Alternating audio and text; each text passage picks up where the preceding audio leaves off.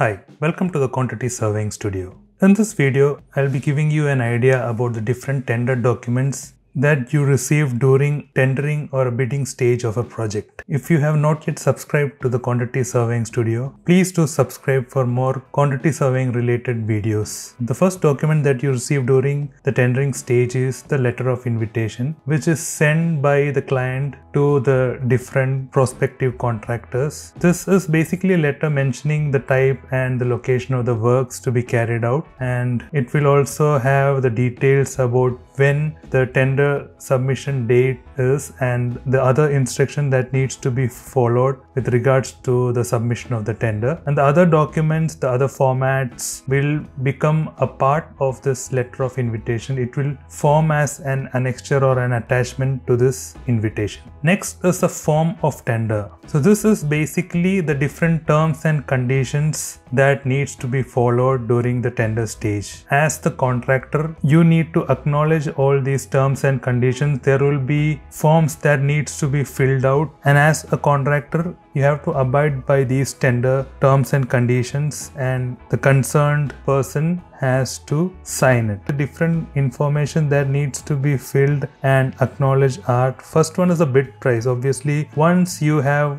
done your quantity takeoffs, your rate analysis, you will come to a price, amount where you as a contractor will be satisfied to carry out the project. So this final contract amount needs to be mentioned. Then the validity of this amount. This detail will be already mentioned in the terms and conditions under the form of tender. So you need to fill this date in this form of tender and acknowledge it. Then the details of the contractor, the address and other details and the point of contact. Then the completion time for the project. This will already be mentioned in the terms and conditions, like if it is 24 months or 12 months from the date of receiving the letter of acceptance. Once if you are selected, if you are the contractor that is selected and if you receive the letter of acceptance, then within 24 months from the date of receiving the letter of acceptance or within 24 months after the commencement of the project. So all these details will be mentioned in the form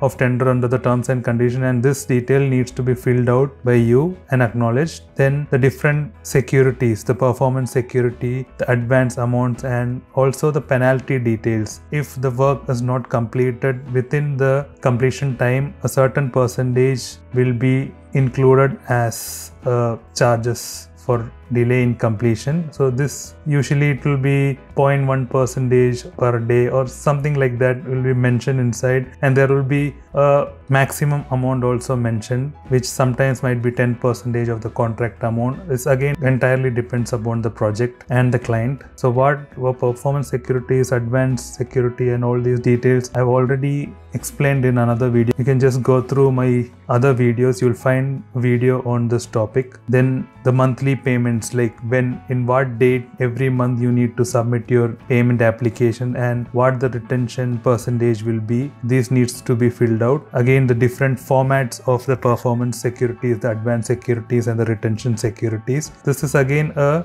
detailed format will be available where all the terms and conditions of when you need to renew the performance security and when, on what terms and conditions a client can take the amount specified in the performance security, under what breach of what terms and conditions these securities and amounts can be taken by the client. All these will be mentioned in this forms. So that is just for you to go through so that you can understand the different terms and conditions inside a guarantee form. Then finally, a declaration will be required about the genuineness of all the details you have mentioned, and the concerned in charge will be signing it. Next will be a pre-qualification form. So this will be required by the client to understand whether you as a contractor can carry out the project. So this will have some details which needs to be filled out, which will include the previous experience in similar projects. Like if the project that is being in the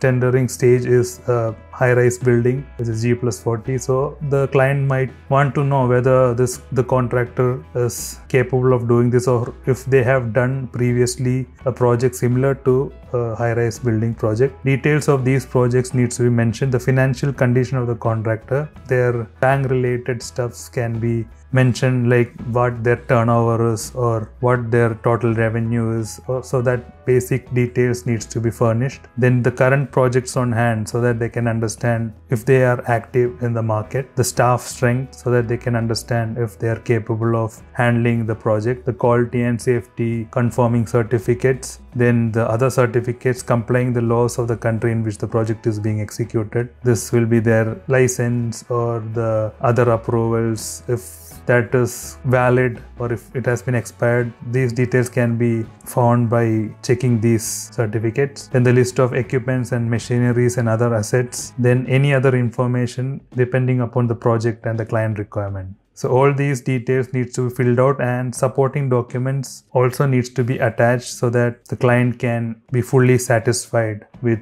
the contractor capability. Next will be a summary of the project. This is a document that is not mandatory. Depending on the client and the project, they will be giving you these details. Otherwise, you will have to get these details from the drawings or the master plan. Sometimes there will be a summary of the project which will be having the type of the building, the number of floors, the build-up area, location of this project, the master plan or any other important details. So from these, a basic summary of the project will be understood by the contractor. Next is the contract conditions. So in construction, any project will have a contractual relationship between both parties. It is a legal relationship which is set out between both parties, and there are different terms and conditions set out. There are basically standard forms of contract. Some commonly used ones are FEDIC, NEC, JCT, and there are also bespoke contract. Bespoke contract is tailor-made contract which is used when the standard form of contract cannot be used. So these are some general contract conditions. There will be some particular conditions also mentioned along with these general conditions. So if at all some disputes arise, these terms and conditions can be checked, and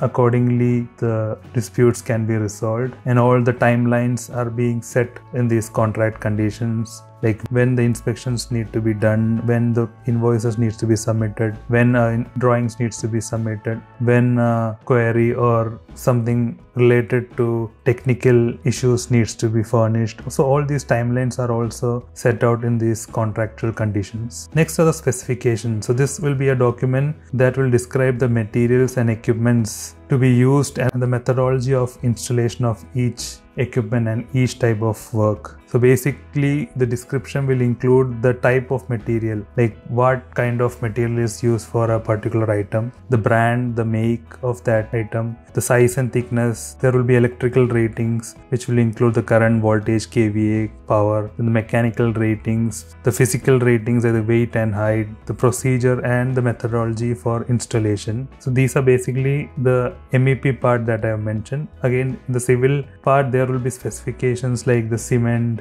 the interiors, all those detailed specifications for the rebar, the steel works, the wooden works. So all these will also be mentioned under the specifications section. Then you will have the drawings. So this is the basis of your costing. Based on the drawings, you will be taking off your quantities and estimating the cost of your project, and the drawings will include the architectural, structural drawings, MEP drawings, interior design drawings, and the other specialist drawings which are being carried out by specialist contractors. So from these drawings you will get a estimate for carrying out the project. The quantities are basically found through these drawings, and the rate analysis is done by using the specification documents wherein you have all those brands and type of materials. So you will get the market rates of the different items, get the costs from the different suppliers. Then finally we'll have the pricing documents. The pricing documents will contain the bill of quantity. So basically you will be updating all your quantities and your rates into this bill of quantity, and then the other schedule of rates which you need to fill out. So basically the other schedule of rates will be the day work rates. So there will be some works which cannot be priced, which will be a daily kind of works like repairing works or reinstallation work or modification works which need to be carried out on a daily basis. So based on that you will need to mention the rates of the different trade of workers and the materials on a daily basis or on a hourly basis. So based on that you will be quoting for your day works. So these are mentioned inside the schedule of rates. There are also other type of schedule of rates like the adjustment of rates due to changes in legislation or changes in cost of material or labor. So this also is a separate document wherein you need to fill out. So this is a vast topic which I'll be trying to explain it in different videos. So hope this video was informative. If you have liked this video, please do share it with your colleagues and friends. Do like this video. Please don't forget to subscribe to the Quantity Surveying Studio for more informative videos. Keep learning, stay safe, bye.